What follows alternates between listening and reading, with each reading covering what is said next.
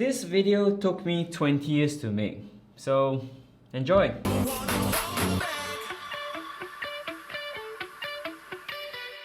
I remember the time when I felt like I just didn't fit in. I mean, I wasn't the popular one and I sure as hell was not the good looking one. Nor was I the top of the class. I was an average student in class just trying to figure things out like everyone else. And let's not even talk about sports because I was the fat kid. And that's me, 20 years ago, oblivious to how the world works. In many ways, I wish I had someone like me to talk to because there are so many things I would have told myself. Number one is obviously that you don't need to fit in. And you shouldn't try too hard to fit in either, because there is nothing wrong with being different from everyone else. You gotta just do your own thing, you know? Because everyone is unique in their own way. In fact, some of the most successful people like Bill Gates, Albert Einstein, and Mark Zuckerberg, they're introverts anyway. So do what works for you, and not worry too much about everyone else. Number two is that you don't need to look rich and try to impress people around you. Will Smith once said, "Too many people are buying things they can't afford with money they don't have to impress people they don't even like." I mean, that's just freaking nuts.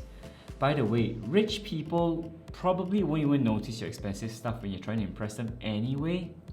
But poor people, on the other hand, always seem to notice stuff like that. Another thing that I wish I told myself would be that to live a healthy lifestyle. I mean, that means to forget stuff like smoking, alcohol, drugs and all that. That's just such a waste of life and a waste of money.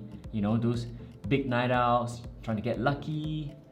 I mean, there's just so much more to life than that, right? It's like, oh, I can strangle myself for making those silly mistakes. Number four would be to list down your goals. I mean, this would probably seem a bit awkward, but I'm really just very surprised with how much more efficient I've become by just listing down my goals. When you think about it, I mean, it makes perfect sense. If you just have like a general idea of what you want to accomplish or to achieve, you can sometimes be all over the place. Whereas if you actually have it all listed down, you know your activities and your objectives and all that, it becomes so much clearer and you're so much more efficient and you're so much better at managing your priorities. You know, it's such a simple life hack. I wish I started doing it much earlier. Okay, the next one is really important. To find and have a mentor. I mean, in my early days, all I was interested in was to find a job that pays the highest, right? And I realized that it's actually more important to learn the ropes from someone else and have great mentorship rather than just trying to figure it out by yourself. I mean, a good mentor can cut down your learning curve so much and it saves you so much time, and so that hopefully you don't make so many silly mistakes. Actually, in hindsight, I think you can't have one without the other. I mean, without good mentorship, you probably won't be having so much success so soon anyway, because you're too busy trying to figure things out. And you're probably making a lot of silly mistakes along the way. Number 6 is to learn how to read body language. I mean, this is not something you learn in school, but you need to be able to sort of pick up signals from people around you, because in most instances, a person's body language will tell you a lot more about what they're saying or not saying. And honestly, this skill alone would actually help you in many situations, in both social and business situations. To be able to read a customer or a client, the vibes around you, that's really important. The next one is more of an extension on learning how to read body language, which is really to learn how to trust your instincts and to follow your intuition. I mean, think about it, guys. If something seems too good to be true, then it probably is too good to be true. If the girl's not interested in you, she's not interested in you, right? Trust your instincts and move on. If someone likes you, you know it and you'll feel it right off the bat. By the way, sidetrack a bit, I also learned that the best time to actually fire someone is when the thought first crosses your mind. Another piece of advice I wish I gave my 20-year-old self would be to listen to my parents a bit more, because otherwise they would just drive me up the wall. I'm kidding. The real reason is because your parents are the only two people in the world that are truly happy to see you do well in life. Number 10 is to develop a habit of saving and investing from an early age. When you're younger, you have a big advantage, which is time. And the power of compounding interest really works in your favor.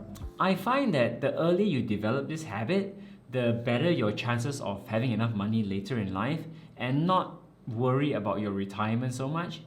And I see many of my friends around me who didn't develop this habit earlier really struggle in later life. But thank goodness there are plenty of investment platforms out there now like Stashaway, Eastspring Investments that actually make all this savings and investment bit a bit easier. So anyway, I'll leave down the links in the description section below so you guys can check it out. And if you guys want me to make a video on investments and savings and all that, let me know in the comment section below. Number 11 is to make sure you always have some sort of private medical insurance, because look, you don't need to spend like a fortune on your insurance premiums and end up struggling to pay for it every month. You know, that doesn't make any sense. But having an option for private medical healthcare is really important, because number one, it is a lot cheaper when you're in your 20s, right? So might as well get it when you're younger, and our bodies are like machines. Given time, it will need repairs, it will need maintenance work, it's all normal. But these things don't come cheap, especially if you want it done your way, at a hospital of your choice, by a doctor that you choose, at a time where you want. All said and done, the wonderful thing is that I'm really glad I had a chance to make this video, because it took me 20 years to be able to make it. You know, to be able to go through all these experiences and to be able to share it with some of you guys. And by the way, let me know if I missed out anything in the comment section below.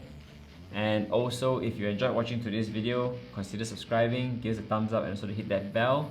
Giving us a like really helps us out in the YouTube algorithms. But hey, since you're here, why not watch another video?